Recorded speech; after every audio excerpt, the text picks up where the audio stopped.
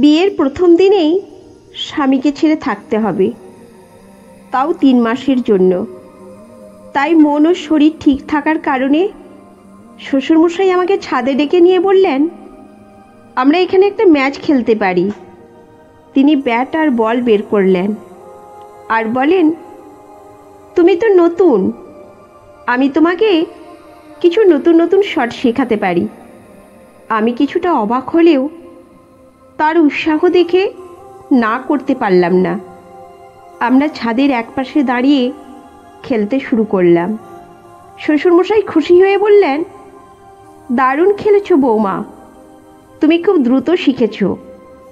আমাদের খেলা চলতে থাকলো। বৃষ্টির মধ্যে খেলাটা বেশ মজার হয়ে উঠেছিল। মাঝে মাঝে আমি বল মিস করে ফেলতাম, আর তিনি বলতেন, কোনো ব্যাপার না, আবার চেষ্টা করো। নমস্কার বন্ধুরা, আজ আমি আপনাদের এমন একটি গল্প শোনাবো যা শুনলে আপনারও খেলতে ইচ্ছা করবে। আমি রূপালী। আমার বিয়ের পর প্রথমবার শ্বশুরবাড়িতে যাওয়ার অভিজ্ঞতা ছিল একেবারেই অন্যরকম। বিয়ের দিনগুলোতে যেমন আনন্দ, তেমনই কিছুটা নতুন পরিবেশের অস্বস্তিও ছিল। আমার স্বামী ছিলেন ভারতীয় নৌবাহিনীর একজন কর্মী, দায়িত্ব পালন করেছিলেন সীমান্তের কাছাকাছি। বিয়ের পর আমাদের ফুলশয্যার দিন এসে পড়ল, কিন্তু তখনই যুদ্ধ পরিস্থিতির খবর এলো। পাকিস্তানের দিক থেকে ভারতীয় জাহাজে আক্রমণ হওয়ার সম্ভাবনা ছিল, আর স্বামীকে তৎক্ষণাৎ সীমান্তে পাঠানো হলো। আমার কাছে এটা ছিল এক বিশাল ধাক্কা। বিয়ের প্রথম দিনেই স্বামীকে ছেড়ে থাকতে হবে, তাও 3 মাসের জন্য। কিন্তু দেশের প্রতি, তার দায়িত্বের প্রতি আমার শ্রদ্ধা ছিল, তাই কষ্ট হলেও মেনে নিলাম। স্বামী চলে যাওয়ার পর আমি শ্বশুর শাশুড়ির যত্ন নিতে শুরু করলাম। শাশুড়ি মা বেশ শান্ত এবং মিষ্টি মানুষ ছিলেন, আর শ্বশুরমশাই ছিলেন একটু রাশভারী। তিনি ভারতীয় নেভির ক্যাপ্টেন পদে অবসর নিয়েছিলেন। বয়স 60-এর ওপরে হলেও শরীরটা ছিল ফিট, আর চেহারায় সবসময় একটা কঠোরতা ছিল। তিনি বড় বড় গোঁফ রাখতেন, যা তার ব্যক্তিত্বকে আরও শৌর্যবান করে তুলত। তার সেই অভিজাত চেহারায় আমি সবসময় একটু মুগ্ধ থাকতাম, যদিও প্রথম দিকে তার সামনে কথা বলতে একটু সংকোচ হতো। আমি প্রতিদিন সকালে উঠে শ্বশুর শাশুড়ির যত্ন নিতাম, তাদের জন্য চা বানাতাম, খাবার তৈরি করতাম, আর তাদের সেবায় লেগে থাকতাম। শ্বশুরমশাই মাঝে মাঝে আমার প্রতি একটু বেশি স্নেহ দেখাতেন। তিনি বলতেন, তুমি খুব যত্নশীল মেয়ে বৌমা, তোমার মতো মেয়েই আমাদের পরিবারে আসা দরকার ছিল। আমি তার প্রশংসা শুনে মৃদু হেসে কাজ চালিয়ে যেতাম। তবুও আমার মধ্যে একটা অস্বস্তি ছিল, কারণ মাঝে মাঝে তার দৃষ্টি আমার দিকে এমনভাবে পড়তো যা কিছুটা অস্বাভাবিক লাগতো। কিন্তু আমি মনে করতাম হয়তো এটা আমার ভুল ধারণা, হয়তো তিনি আমাকে কেবল স্নেহের চোখেই দেখছেন। একদিন দুপুরের পর আমি একটু অবসর সময় পেলাম এবং ভাবলাম ছাদে গিয়ে একটু হাওয়া খাই। আকাশে মেঘ জমতে শুরু করেছিল, আর হঠাৎই ঝমঝম করে বৃষ্টি নামল। সেই মুহূর্তে ছাদে বসে বৃষ্টির ফোঁটাগুলো আমার শরীর ছুঁয়ে যাচ্ছিল, আর আমি ভেতর থেকে একরকম স্বস্তি পাচ্ছিলাম। এমন সময় শ্বশুরমশাইও ছাদে এলেন। তিনি আমাকে দেখে বললেন, বৌমা, তুমি বৃষ্টিতে ভিজতে খুব ভালোবাসো দেখছি।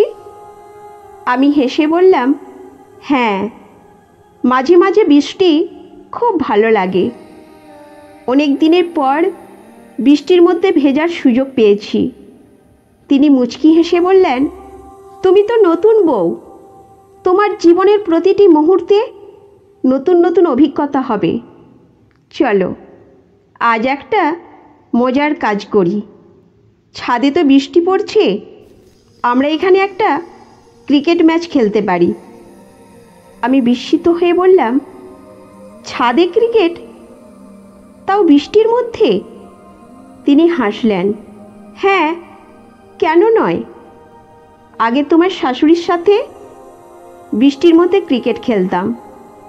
এই খেলা শুধু মজার নয়, শরীর চর্চারও ভালো উপায়।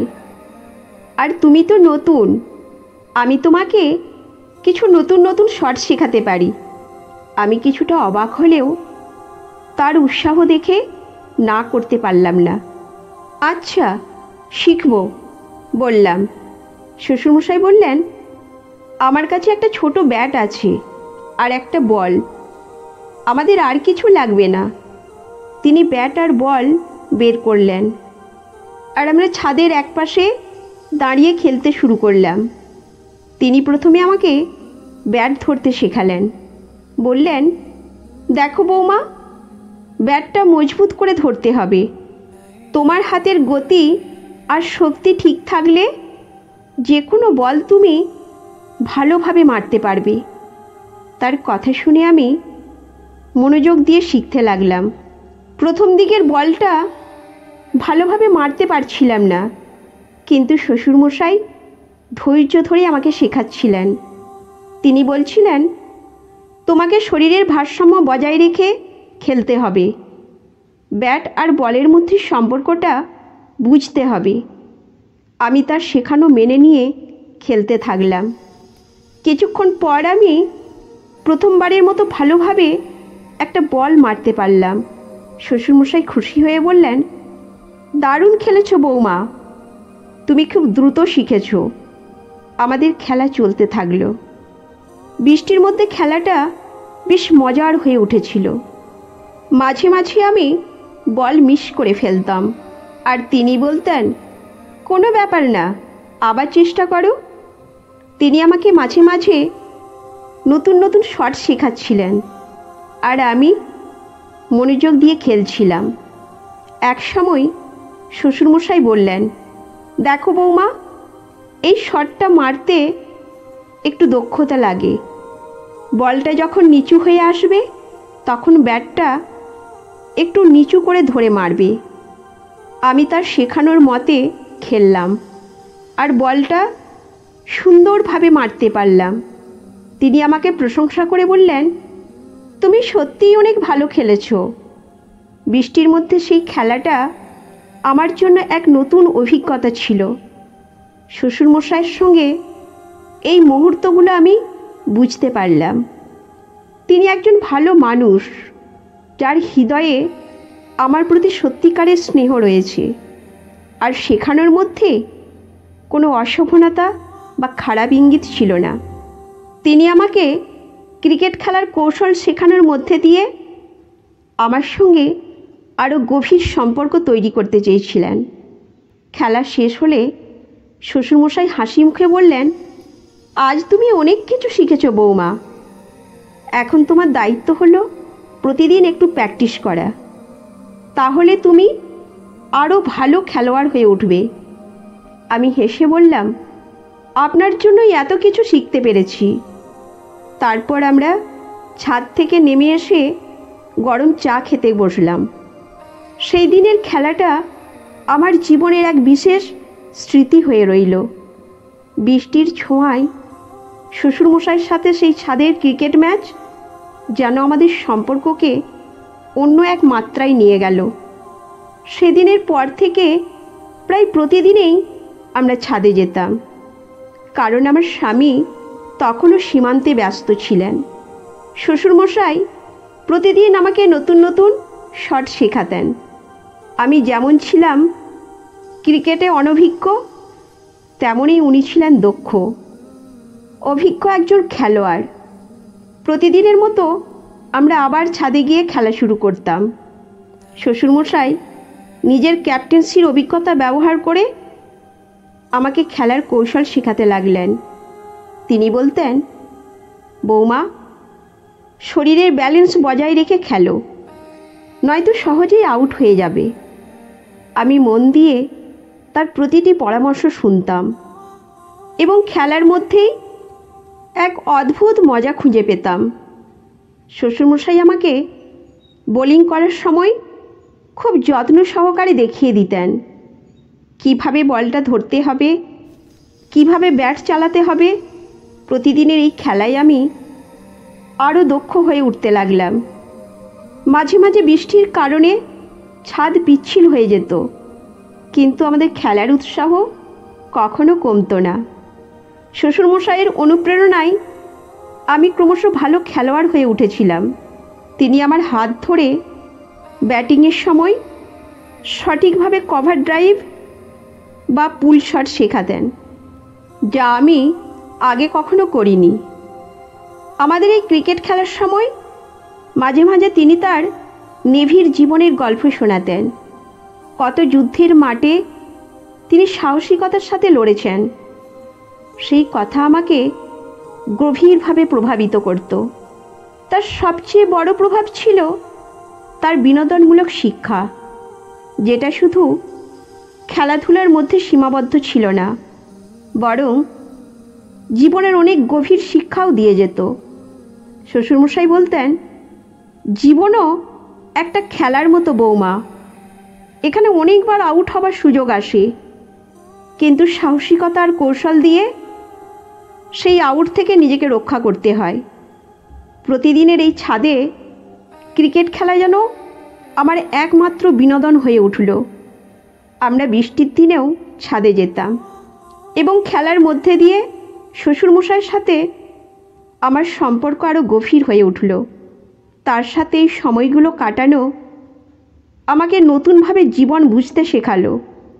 শ্বশুরমশাই শুধু আমার খেলায় দক্ষতা বাড়ায়নি, জীবনের গুরুত্বপূর্ণ বিষয়গুলোও শিখিয়েছেন। এইভাবে প্রতিদিনের খেলা আর গল্ফে আমাদের দিনগুলো কাটতে লাগলো। এই গল্প থেকে আমরা শিখলাম সম্পর্ক মজবুত করতে সময় এবং মুহূর্তগুলোর গুরুত্ব অপরিসীম। ছোট ছোট খেলা এবং একসাথে সময় কাটানোর সম্পর্ককে গভীর করে তোলে। নতুন সম্পর্ক ধীরে ধীরে গড়ে ওঠে এবং সেগুলোকে সুসংহত করতে পারস্পরিক সম্মান, স্নেহ এবং সময়ের গুরুত্ব অপরিসীম। আপনার সম্পর্ককে শক্তিশালী করতে আজ এই প্রিয়জনদের সাথে কিছু সময় কাটান। তো বন্ধুরা, এই গল্পটি যদি আপনাদের ভালো লেগে থাকে তাহলে অবশ্যই চ্যানেলটি সাবস্ক্রাইব করবেন এবং আপনার মূল্যবান মতামত জানাবেন। ততক্ষণ পর্যন্ত ভালো থাকুন, সুস্থ থাকুন। ধন্যবাদ।